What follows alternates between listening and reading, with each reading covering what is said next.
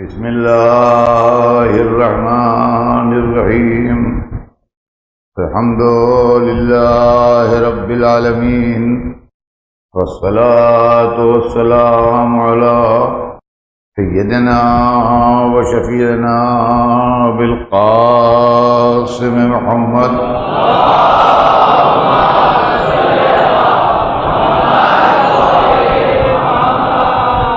وآلہ الطیبین الطاہرین المعصومین ولعنۃ اللہ علی اعدائہم اجمعین من یومنا ھذا الی یوم الدین اما بعد فقد قال اللہ سبحانہ تبارک و تعالی فی کتابہ المبین وہو اصدق الصادقین بسم اللہ الرحمن الرحیم والعصر ان الانسان لفی خسر الا الذین آمنوا وعملوا الصالحات وتواصوا بالحق وتواصوا بالصبر.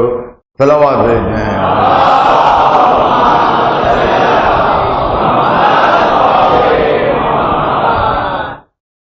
ارشاد اقدس جناب رب العزت ہے کہ عصر کی قسم تمام انسان گھاٹے میں ہیں سوائے ان کے جو ایمان لائے ہیں اور جنہوں نے نیک عمل کیے، اور وہ لوگ جو ایک دوسرے کو حق کی وصیت کرتے ہیں، اور وہ لوگ جو ایک دوسرے کو صبر کی وصیت کرتے ہیں.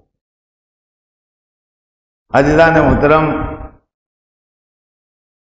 سلسلہ بیان ذہن عالی میں ہوگا. میں نے انسان اور انسانیت کے موضوع پر مسلسل آپ کے سامنے تقریریں کی. آج میں آپ کو قرآن کی ایک آواز انسان کے سلسلے میں سنانا چاہتا ہوں. قرآن ارشاد فرما رہا ہے کہ هل أتى علی الانسان حین من الدہر لم یکن شیئا مذکورا. یہ سورہ دہر کی پہلی آیت ہے بسم اللہ الرحمن الرحیم کے بعد، جس کو سورہ دہر بھی کہتے ہیں اور سورہ انسان بھی کہتے ہیں. اور اس سورہ کی خاص بات یہ ہے کہ یہ پورا سورہ مدح اہل بیت میں نازل ہوا ہے.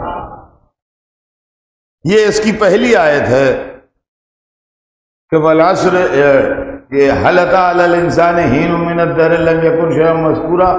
کیا انسان پر کوئی زمانہ ایسا بھی آیا ہے کہ وہ قابل ذکر نہ ہو؟ آپ آیت کے تیور دیکھیے، آیت کا انداز دیکھیے. اس کے بعد دوسری آیت بھی ہے، اور دوسری آیت میں اللہ فرماتا ہے کہ انا خلقنا الانسان من نطفۃ امشاج نبتلیہ فجعلناہ سمیعا بصیرا. ہم نے انسان کو چند قطرات سے پیدا کیا اور ان کو سمجھ بوجھ والا بنا دیا. یہ صرف وہی کہہ سکتا ہے، کوئی دوسرا نہیں کہہ سکتا. ہم نے انسان کو پیدا کیا. کس طرح پیدا کیا وہ پروسیجر بھی بتایا، کہ اس طرح پیدا کیا. اور کیا کیا ہم نے؟ فجعلناہ سمیعا بصیرا. ہم نے اس کو سمجھ بوجھ والا، سننے والا. سمیع کہتے سننے والے کو، اور بصیر کہتے دیکھنے والے کو. خدا قرآن میں انسان کے لیے لفظ سمیع و بصیر استعمال کر رہا ہے.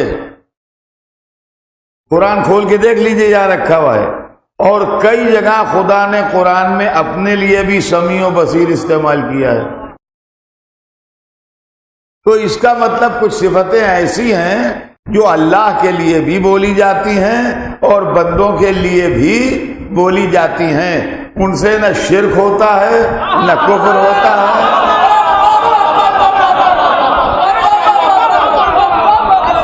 نہ بدعت ہوتی ہے، کچھ نہیں ہوتا.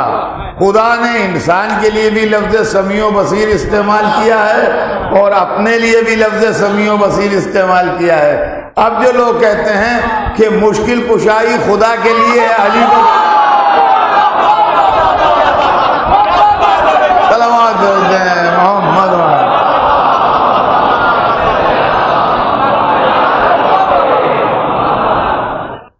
سمجھے آپ؟ ہم نے انسان کو یوں خلق کیا اور اس کو سمجھ بوجھ والا بنا دیا۔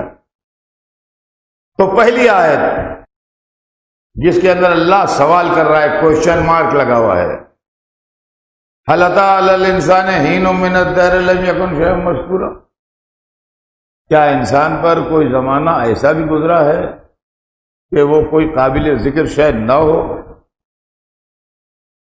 جہاں جہاں میری آواز جا رہی ہے پوری توجہ سے سنیے گا۔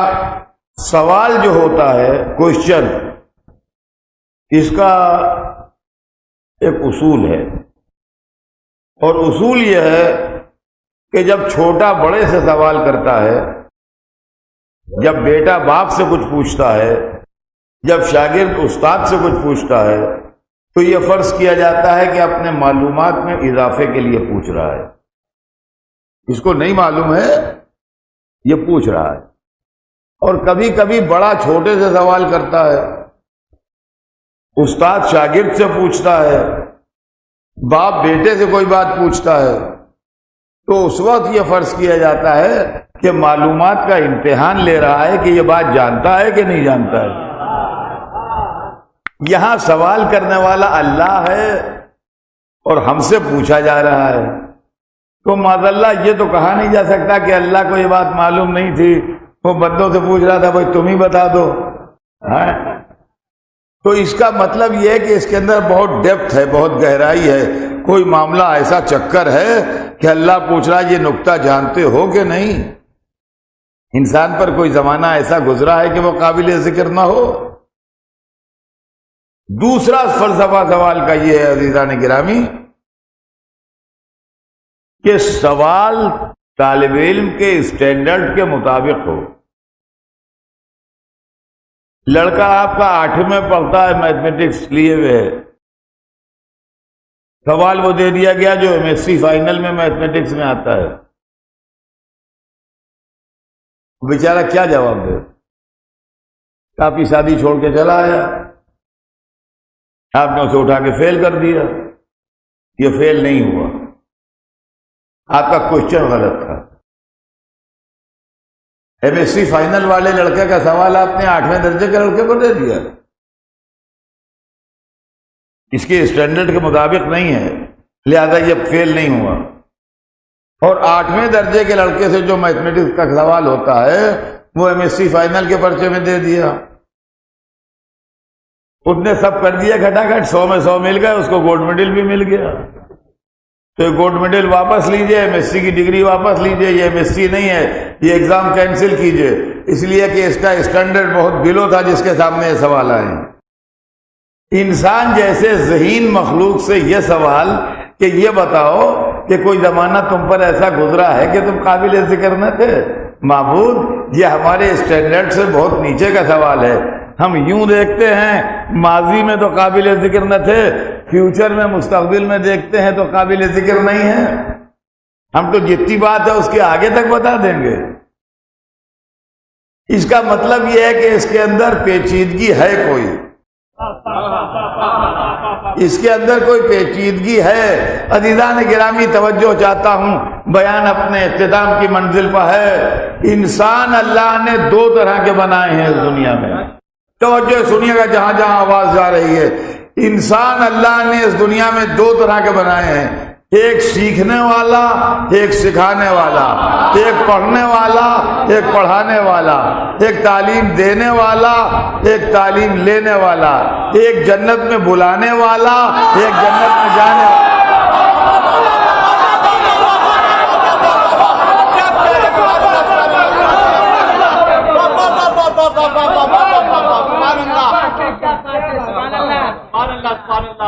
انسان 2 بنائے ہیں۔ کیوں 2 بنائے ہیں؟ توجہ چاہتا ہوں، اس لیے 2 بنائے ہیں کہ دین کا پیغام پہنچانا، کتاب کے علم کو سنبھالنا، انسانیت و شرافت کے بوجھ کو اٹھانا، کائنات کی ہدایت کرنا، زمانے کے طوفانوں سے متاثر نہ ہونا، دنیا کے انقلابات کے اندر بہہ نہ جانا، یہ مٹی کے بنے ہوئے انسان کے بس کی بات نہیں ہے۔ یہ مٹی کے بنے ہوئے انسان کے بس کی بات نہیں ہے. جتنا علم کا بوجھ قرآن میں ہے، انسان کا دماغ اس کا ایک حرف بھی اٹھا نہیں سکتا.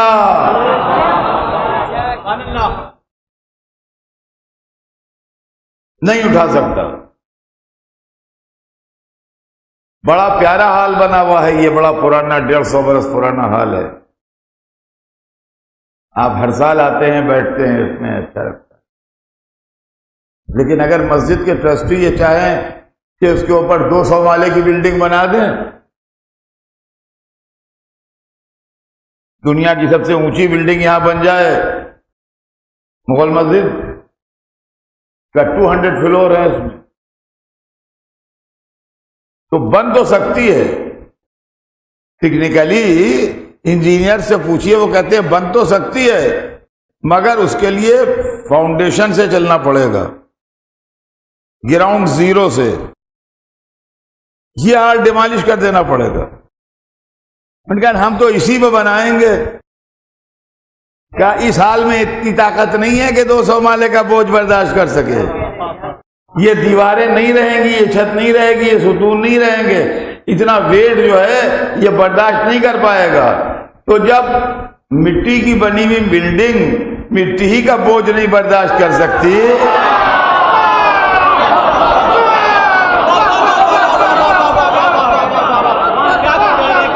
تو مٹی کا بنا انسان قرآن کا بوجھ کہاں سے برداشت کرے گا؟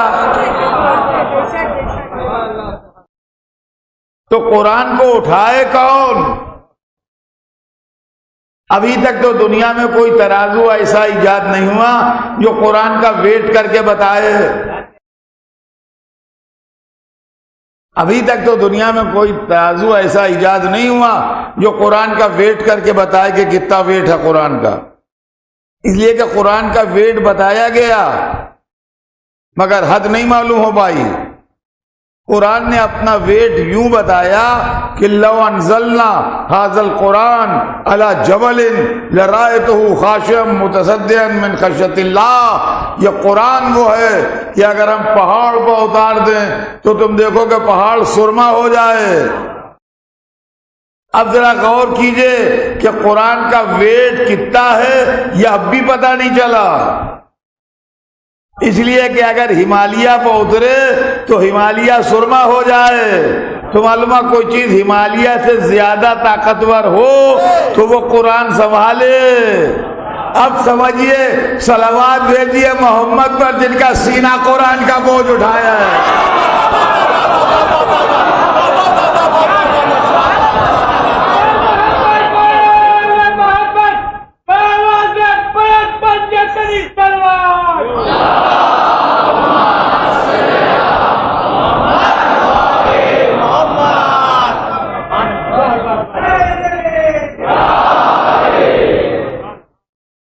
تو اللہ نے انسان دو بنائے،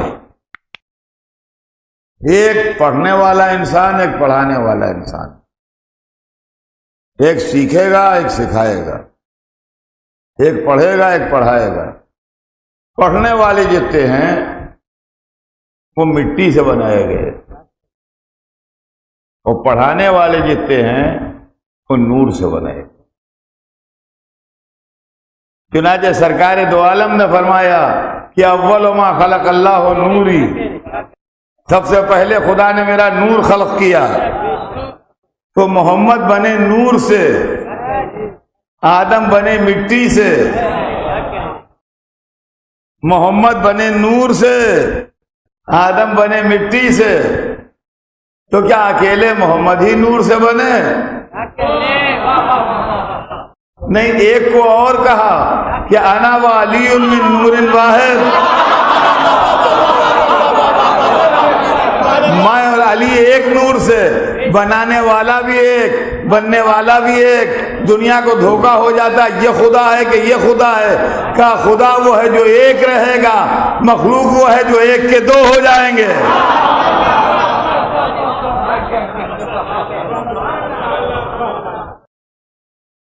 اور عزیزان گرامی، اللہ نے سرکار دو عالم کو نور سے بنایا.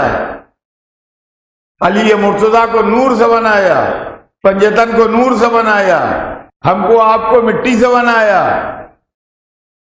آدم مٹی سے بنے تھے، ہم سب نسل آدم میں ہیں، لہذا ہم مٹی کے پتلے ہیں، وہ نور کے پتلے تھے۔ ہمارے دادا آدم ہیں، جن کے لیے قرآن نے کہا کہ ہم نے ان کو کھنکھنی مٹی سے بنایا۔ ایک پرانا نکتہ میں اسی مسجد میں اسی مجلس میں پڑھ چکا ہوں، لیکن اگر شاعر کو اپنا شعر ریپیٹ کرنے کی اجازت ہے تو میں اپنا پرانا 4-5 برس پہلے کا کوئی نکتہ اگر ریپیٹ کر دوں تو کوئی برائی ہے؟ یہ میں اس لیے کہہ رہا ہوں کہ ہر آدمی ہوشیار ہو جائے کہ اللہ نے محمد کو نور سے بنایا، آدم کو مٹی سے بنایا۔ ہم آدم کے بیٹے ہیں اس لیے مٹی سے بنے ہیں، اور حسن و حسین نور کے بیٹے تھے، لہذا اب حسن و حسین کا مقابلہ کوئی نہ کرے۔ یہاں ابتدا مٹی ہے، وہاں ابتدا نور ہے۔ صلوات بھیج دیں محمد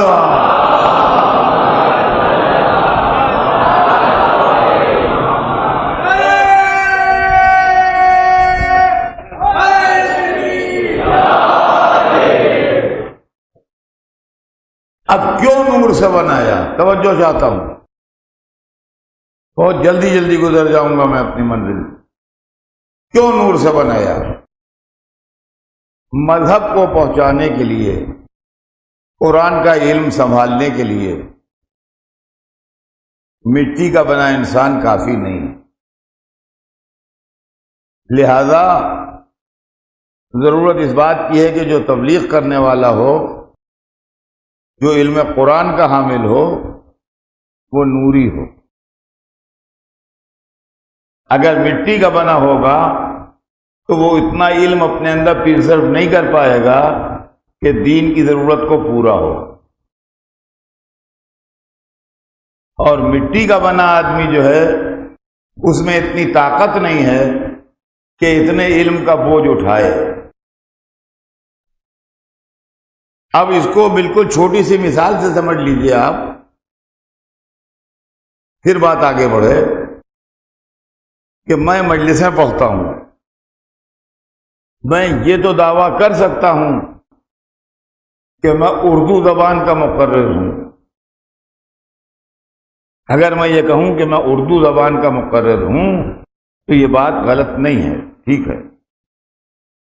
لیکن اگر میں کہوں کہ میں ساری دنیا کے لیے مقرر بنا کے بھیجا گیا ہوں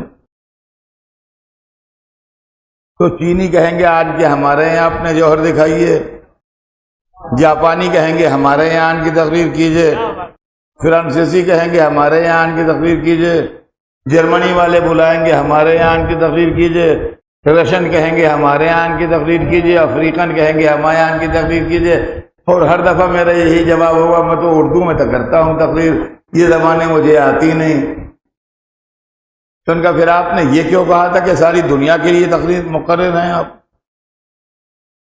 کہا غلطی ہو گئی تھی، کہہ دیا تھا اصل میں ہندوستان بھر کے لیے مقرر ہوں۔ اب ساری دنیا سے سمٹ کے ہندوستان میں آ گئے، تو مہاراشٹر سے آواز آئی یہاں آن کے بولیے، گجرات سے آواز آئی یہاں آ کے بولیے، تمل سے آواز آئی یہاں آ کے بولیے، تیلگو سے آواز آئی یہاں آ کے بولیے، کناڑا سے آواز آئی یہاں آ کے بولیے۔ ان کا نہیں میں تو اردو بولتا ہوں، تو آ گئے نا سمٹ کے اپنی حد میں۔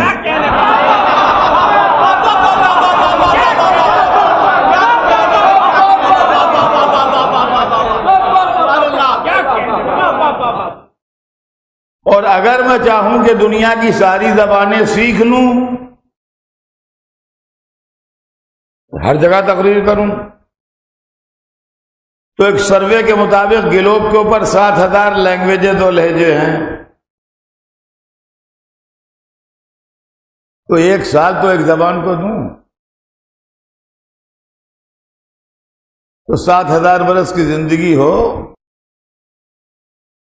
تو میں ساری زبانیں سیکھوں، اور جب زبانیں سیکھ کے اٹھوں اور دعویٰ کروں کہ اب میں دنیا کی ہر زبان میں تقریر کر سکتا ہوں، تو دنیا ہنسے یہ بڈھا پاگل ہو گیا ہے جو آج سے 7,000 برس پہلے بولی جاتی تھی، اس کو وہ زبانیں آتی ہیں، آج کی نہیں آتی۔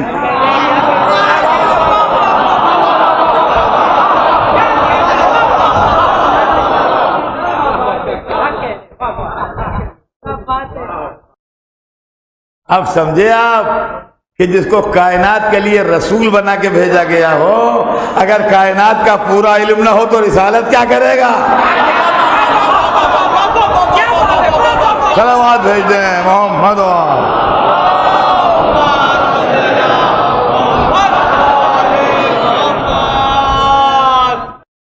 تو اللہ نے اپنے حبیب کو نور سے بنایا، اور انہوں نے اعلان کیا کہ سب سے پہلے اللہ نے میرا نور خلق کیا، اور اس نور کے 2 ٹکڑے کیے تو رسول و علی بنے، اور پھر اس کو 5 ٹکڑوں میں بانٹا تو پنجتن بنے، اور پھر 14 ٹکڑوں میں بانٹا تو 14 معصوم بنے۔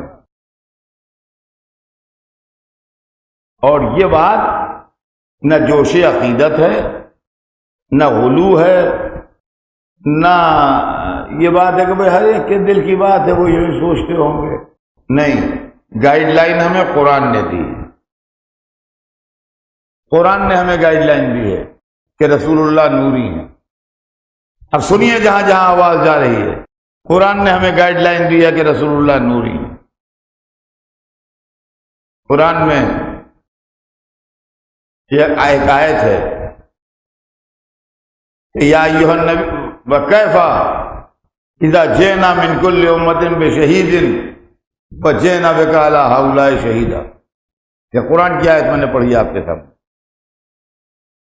وکیف اذا جئنا من کل امۃ بشہید وجئنا بک علی ہؤلاء شہیدا۔ اے ہمارے حبیب، اس وقت آپ کی کیا شان ہوگی، اس وقت آپ کا کیا مرتبہ ہوگا اور کیا جلالت ہوگی جب تمام امتوں کے پیغمبر اپنی اپنی امتوں پر گواہ بن کے آئیں گے۔ اس وقت، کس وقت؟ جب تمام امتوں کے پیغمبر اپنی اپنی امتیں لیے ہوئے ان پر گواہ بنے ہوئے آئیں گے۔ وَجِئْنَا بِكَ عَلَىٰ هَؤُلَاءِ شَهِيدًا، اور ہم آپ کو ان پیغمبروں پر گواہ بنا کے لائیں گے۔ پیغمبری کہاں سے شروع ہو رہی ہے؟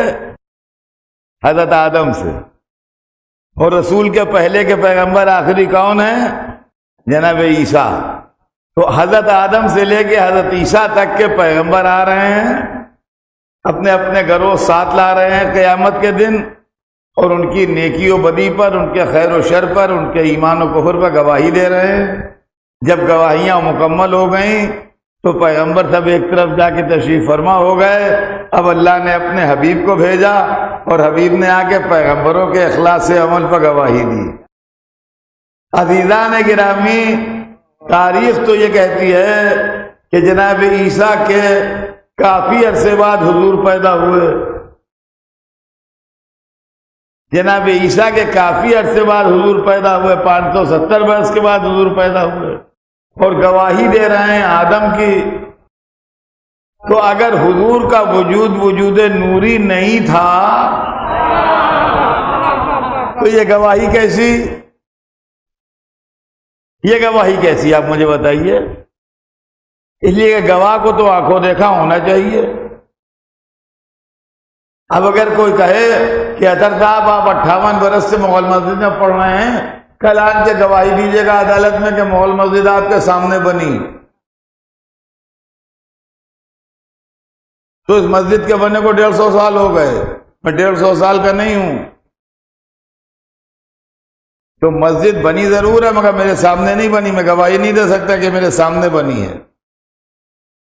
گواہ کو آنکھوں دیکھا ہونا چاہیے۔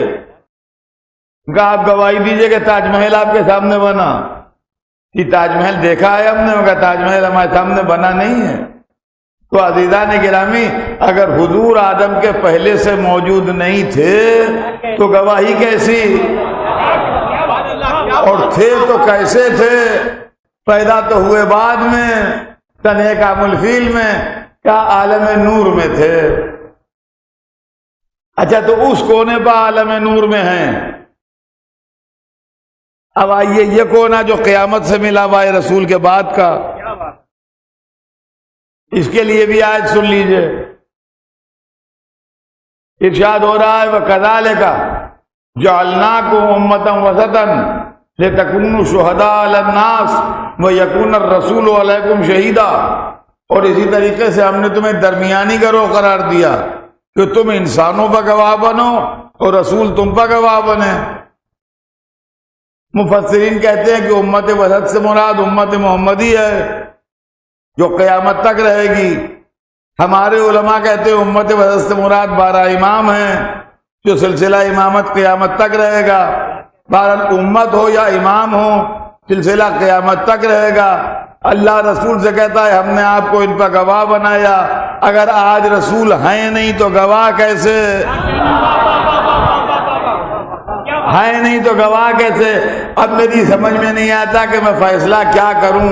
اللہ کہتا ہے وہ گواہ ہیں، امت کہتی ہے وہ مر گئے. یا محمد نہ کہو.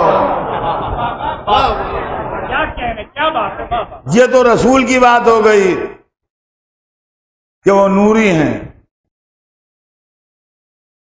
تو کیا رسول کے بعد کوئی اور نوری نہیں ہے؟ اب سنیے، سب پر گواہ رسول ہے. پیغمبروں پر رسول گواہ، امت وسط پر رسول گواہ. رسول پر بھی کوئی گواہ ہے؟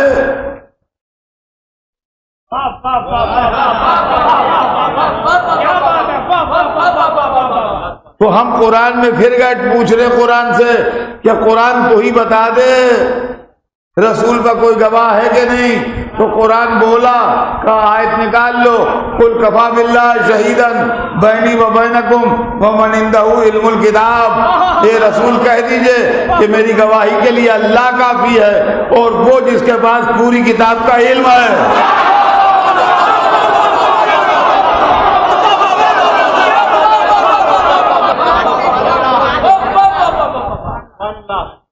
وہ کافی جس کے بعد پوری کتاب کا علم ہے. یہ کہے کے لیے رسالت محمد پر گواہ ہیں. کون؟ 2 ہستیاں، ایک اللہ اور ایک کوئی بہت عالم آدمی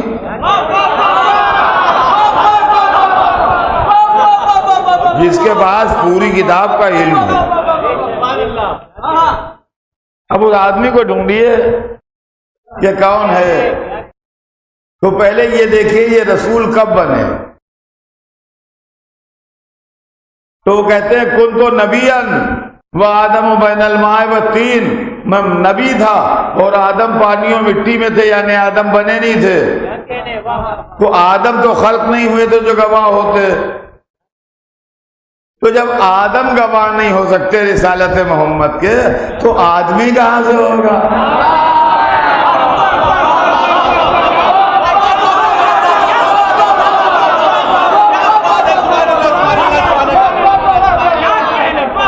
اب سنیے، پر کوئی صاحب تھے ضرور. قرآن نے نام نہیں لیا ہے، صفت بتائی ہے کہ ان کے پاس پوری کتاب کا علم ہے. پوری کتاب کی شان کیا ہے؟ پوری کتاب کی شان کیا ہے؟ پوری کتاب کی شان کتاب کے اندر یہ لکھی ہوئی ہے کہ لا رد ولا یابس الا فی کتاب مبین. دنیا کا کوئی خشک و تر ایسا نہیں ہے جو کتاب مبین میں نہ ہو. یہ پوری کتاب کی شان ہے. اور گواہ وہ صاحب ہیں جو پوری کتاب کے عالم ہیں.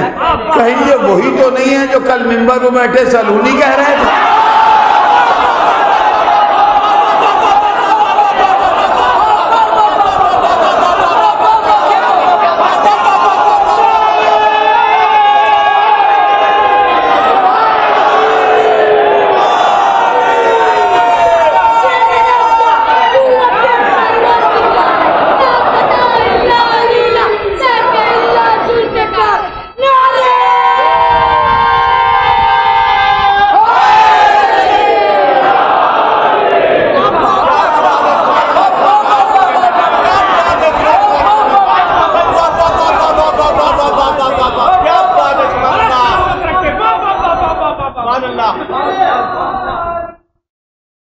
اب سنیے، میں نے 8 دن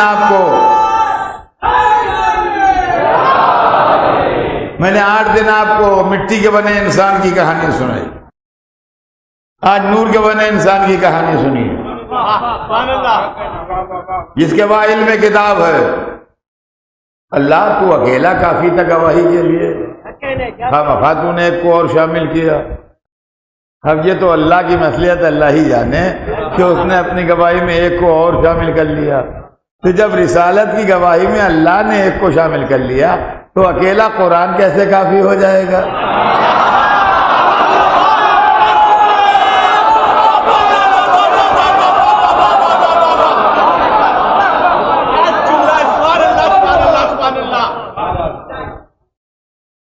تو اب سرکار دو عالم انبیاء پر گواہ، نور کے دوسرے حصے کا کام کیا ہے جو اس وقت سے موجود ہے جب رسول کے سر پر تاج رسالت رکھا جا رہا ہے۔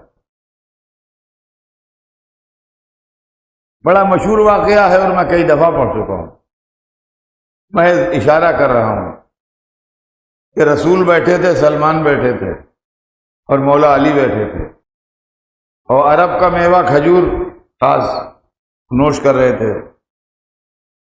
پتہ نہیں کیا ہوا کہ ایک گٹھلی سلمان کے لگی،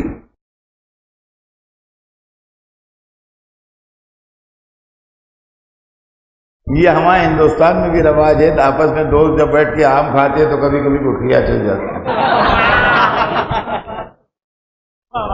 سمجھے؟ تو گٹھلی لگی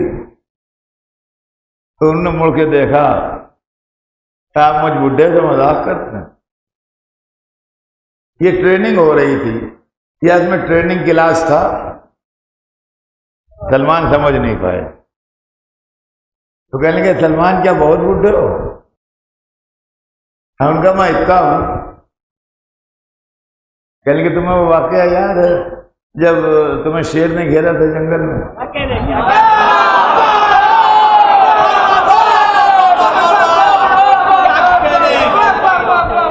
کہا جی ہاں یاد تو ہے، مگر آپ کو کس نے بتایا؟ آپ کو کس نے بتایا؟ کہا کہ اور جب اس آدمی نے شیر کو، ایک آدمی آ گیا تھا، اس نے شیر کو بھگا دیا۔ ارے جی ہاں صحیح، بالکل صحیح، ایک آدمی آیا تھا، اس نے بھگا دیا شیر کو۔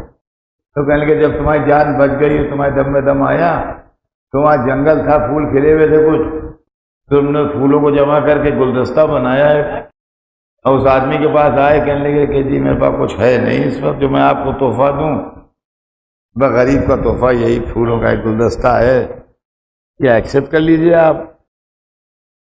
تو اس آدمی نے وہ گلدستہ تم سے لے لیا۔ بالکل یہی ہوا، ارے یہی ہوا، لیکن یہ تو میرے اور خدا کے سوا کسی کو معلوم ہی نہیں، یا اس آدمی کو معلوم ہے اور کسی کو نہیں معلوم۔ تو ایک دفعہ ہوا میں ہاتھ ڈالا تو گلدستہ نکلا،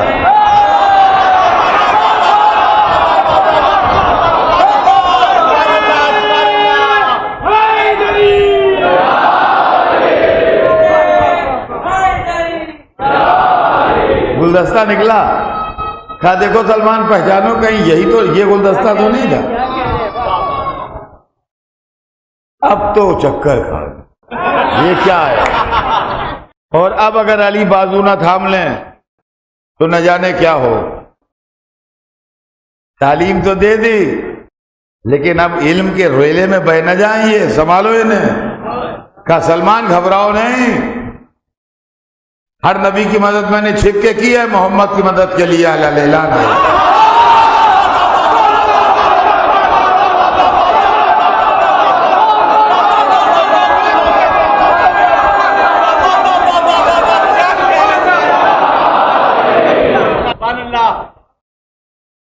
یہ علی ادارہ ہیں اس کونے پر،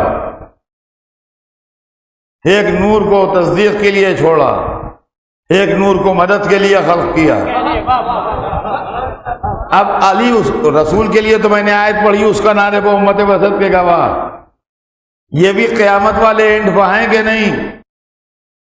پھر سنیے قرآن، آج بات پوری قرآنی سے ہے، قرآن میں سورہ ہے، بسم اللہ الرحمن الرحیم کے بعد ارشاد ہو رہا ہے اذا زلزلت الارض زلزالها واخرجت الارض اثقالها وقال الانسان ما لها۔ سنیے، انسان کو پہچانیے۔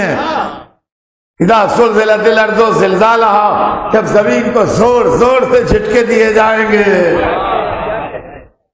اذا زلزلت الارض زلزالها فاخرجت الارض اثقالها، زمین کے کلیجے میں جو کچھ ہے وہ نکال کے باہر اگل دے گی، اپنا سارا بوجھ نکال کے پھینک دے گی۔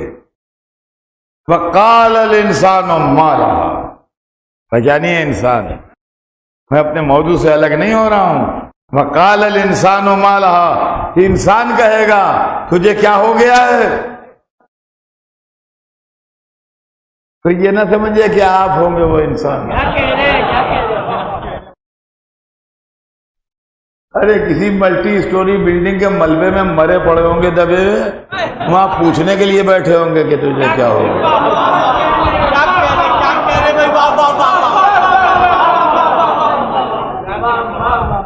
یقین مانیے ذرا سا زمین کو جھٹکا لگتا ہے ہوش آواز بگڑ جاتے ہیں۔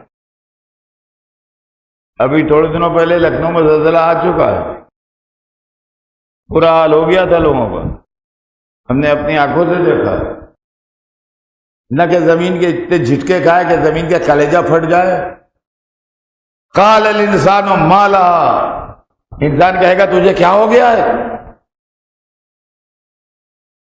جیسے کوئی شہسوار اپنے گھوڑے کو ڈانٹ رہا ہو، اچھل کود کرنے لگے۔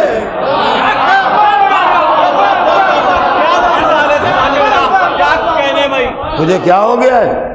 قال الانسان ما لها یومئذ تحدث اخبارها بان ربک اوحی لها، وہ دن جس دن زمین اپنی خبریں بیان کرے گی۔ معلوم ہے کوئی معمولی آدمی نہیں پوچھ رہا ہے، کوئی وی آئی پی پوچھ رہا ہے۔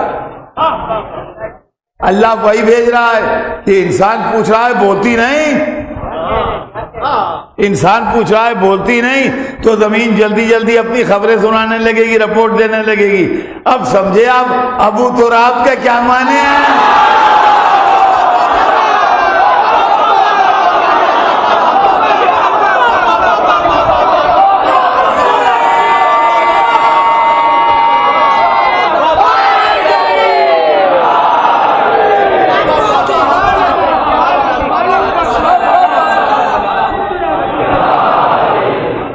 اچھا ہاں، تو اب سنیے کہ کیا مسئلہ کیا ہے۔ مسئلہ یہ ہے میاں کہ انسان کی ہدایت کے لیے مٹی کا بنا انسان کافی نہیں تھا، لہذا اللہ نے انسان دوسرے قسم کا بنایا نور، اور محمد و آل محمد علیہ السلام کو دو وجود عطا کیے۔ دیکھیے میں یہ نہیں کہہ رہا ہوں، میرے جملے بدل نہ دیجیے گا بعد میں کہ انہوں نے خود سے دو وجود حاصل کر لیے، نہیں، جو خدا خالق ہے اسی نے ان کو دو وجود دیے، دو وجود دیے۔ ایک وجود ظاہری جس کے اندر وہ ہماری طرح انسان دکھائی دیتے ہیں، اور ایک وجود حقیقی جس کے اندر وہ نور ہیں۔ وجود ظاہری اس لیے دیا کہ ہم کو اجنبیت نہ محسوس ہو، ہم الگ تھلگ نہ رہیں، ہم ان کو اپنے ہی سے قریب سمجھیں اور ان کے قریب جائیں۔ اور وجود نوری اس لیے دیا کہ جو کام ان کے ذمے ہے، جو مقصد ان کے ذمے ہے، وہ پورا ہوتا رہے اور اس کے اندر کسی قسم کی کوئی کمی نہ ہونے پائے۔ اس کی دنیا میں دوسری مثال جو ہے اہل بیت کے علاوہ، محمد و آل محمد کے علاوہ ایک اور مثال ہے دنیا میں، اس کا نام ہے قرآن پاک۔ قرآن پاک کو بھی اللہ نے دو وجود دیے ہیں۔ ایک وجود ظاہری ہے جس کے اندر وہ بشکل کتاب آپ کے یہاں الماریوں میں رکھا ہے، اور بچے بھی اس کو اٹھا لیتے ہیں، بوڑھے بھی اس کو پڑھتے ہیں، عورتیں بھی اس کو اٹھا لیتی ہیں، کوئی مسئلہ نہیں ہے۔ یہ قرآن کا وجود ظاہری ہے جو کاغذوں پر لکھا ہوا ہے، کتاب کی شکل میں ہے، ہمارے گھروں میں الماریوں میں رکھا ہوا ہے۔ اور ایک قرآن کا وجود نوری ہے۔ وہ وجود نوری وہ ہے کہ اگر ہمالیہ پر اتر آئے تو ہمالیہ سرما ہو جائے۔ وجود ظاہری ہماری الماری نہیں توڑ رہا ہے جس میں کئی قرآن رکھے ہیں، اور وجود نوری اس کا جو ہے وہ ہمالیہ کے وہ اٹھے گا نہیں۔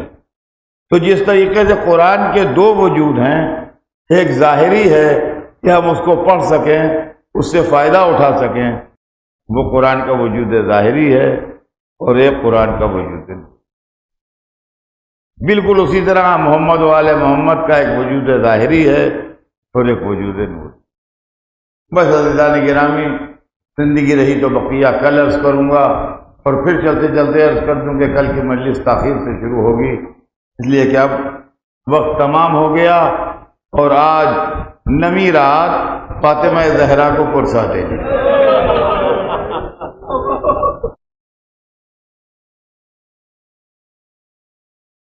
یہ حسین پر رونے کی راتیں ہیں، یہ معصوم عالم کو پرسا دینے کی راتیں ہیں۔ سیدہ مجلس میں آتی ہیں اپنے بچے کی سوگوار بن کے اور دعائیں دیتی ہیں، طوبیٰ لکم یا احبائی، خوشحال تمہارا میرے بچے کے رونے والوں، تم اس پر رو رہے ہو جس کی رونے والی نہ ماں ہے نہ باپ۔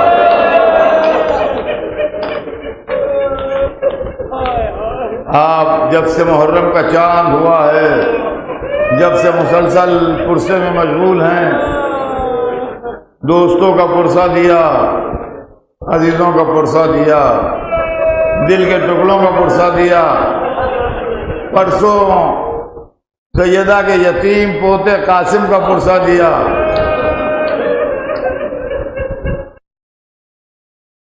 کل سیدہ نے جس کو اپنا فرزند کہا ہے عباس علمدار کا پرسہ دیا۔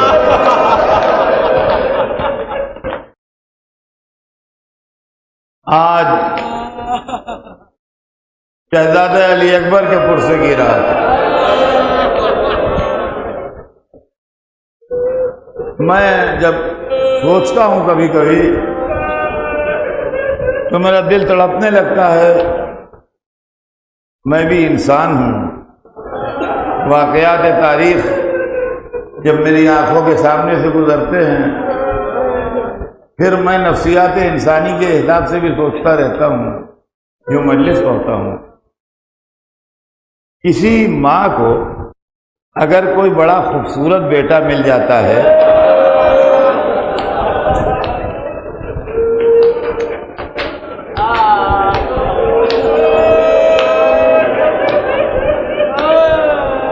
کہ جہاں لے کے گئی شادی میں، بیاہ میں، غمی میں، اجتماع میں، کسی پروگرام میں،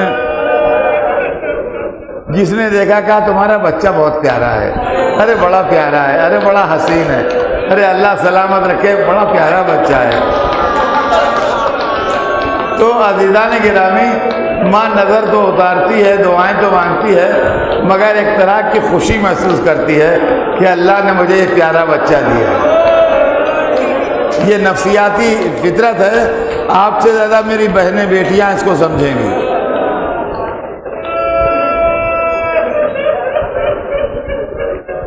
آپ سوچئے، کبھی بی بی لیلا کے نفسیات پر غور کیجئے۔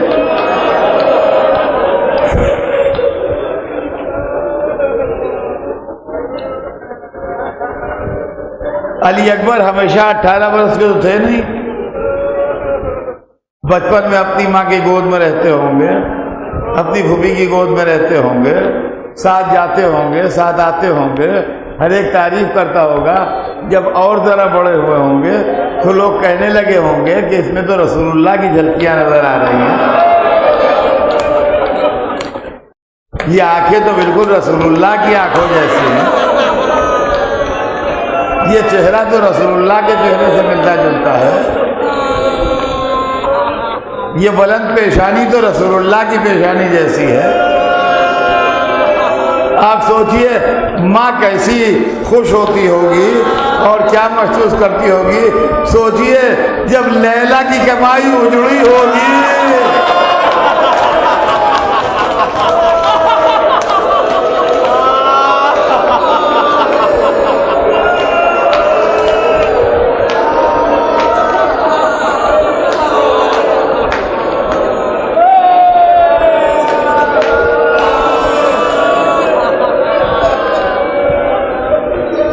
فضلکم علی اللہ۔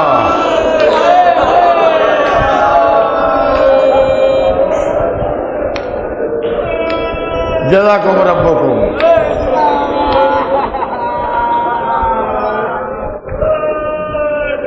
اور ایک روایت سنا دوں آپ کو، کتاب میں نے پڑھا کہ حضرت عباس علیہ السلام، آپ نے برابر مجلسوں میں سنا ہوگا کہ حضرت عباس علیہ السلام بلند قامت جوان تھے، قامت مبارک جو تھا وہ بلند تھا۔ روایت میں ہے کہ 34 برس کے چچا کے ساتھ جب 18 برس کا بھتیجا چلتا تھا تو چچا کے شانے سے شانہ ملتا تھا۔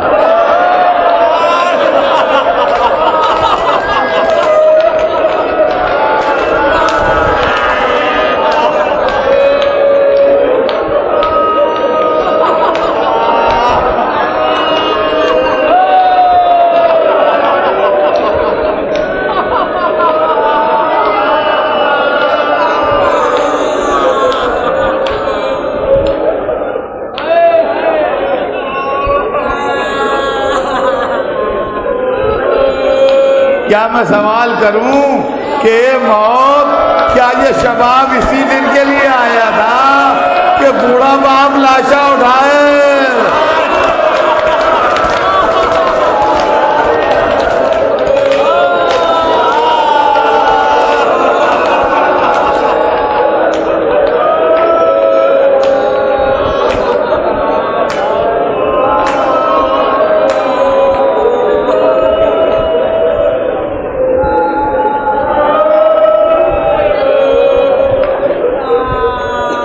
عاشور کا سویرا ہوا، دشمن کے لشکر کی تیاری مکمل ہوئی، حسین کا چھوٹا سا لشکر سب باندھ کے کھڑا ہوا۔ روایت بتاتی ہے کہ جب دونوں لشکر آمنے سامنے آ گئے تو حسین نے علی اکبر کو دیکھا، کہا تقدم یا ولدی، میرے بیٹے آگے بڑھ۔ سب سے پہلی اجازت علی اکبر کو ملی۔ علماء نے لکھا اسی لیے علی اکبر اول شہید کہلاتے ہیں کہ سب سے پہلے اجازت ان کو ملی۔ اصحاب باوفا نے گلے پر تلواریں رکھ لی، کہا ہماری زندگی میں علی اکبر جائیں گے؟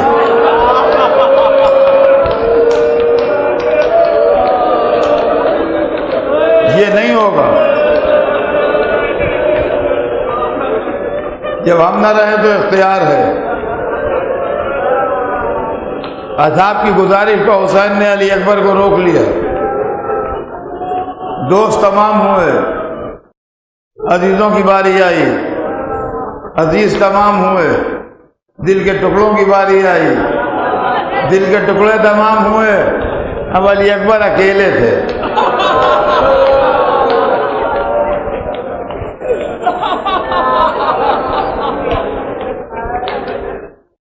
کہا بابا اب اجازت دے دیجیے،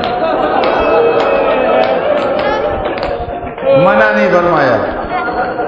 ایک جملہ کہا خیمے میں جا کے اہل حرم سے رخصت ہو۔ لیجیے شہزادہ خیمے میں گیا، مجھے نہیں معلوم ماں سے کیا باتیں ہوئیں، مجھے نہیں معلوم پھوپھی کو کیا کہہ کے راضی کیا، مجھے نہیں معلوم چچا کی سوگوار بہن سے کیا گفتگو ہوئی۔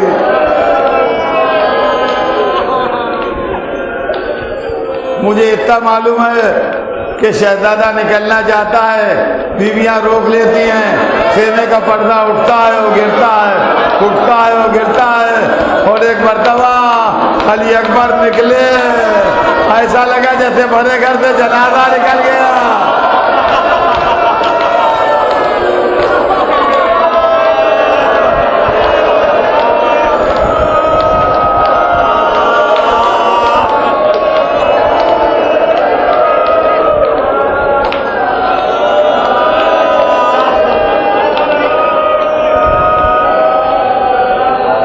قیامت کا جہاد کیا۔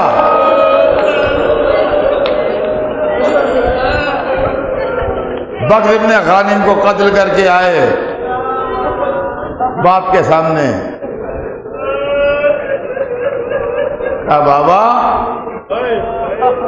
کیا پانی کوئی سبیل ہو سکتی ہے؟ باپ نے کہا بیٹا ان قریب تیرے دادا تجھے آب کوثر سیراب کرے۔ یہ لیجیے علی اکبر پھر پلٹ گئے۔ خیمے کے دروازے پر بی بی لیلا کھڑی تھیں، وہ خیمے میں چلی گئیں۔ شہزادی زینب در خیمہ پر آ گئیں، حسین خیمے کے دروازے پر کھڑے ہوئے۔ ایک آواز آئی، یا متا علیک منی السلام۔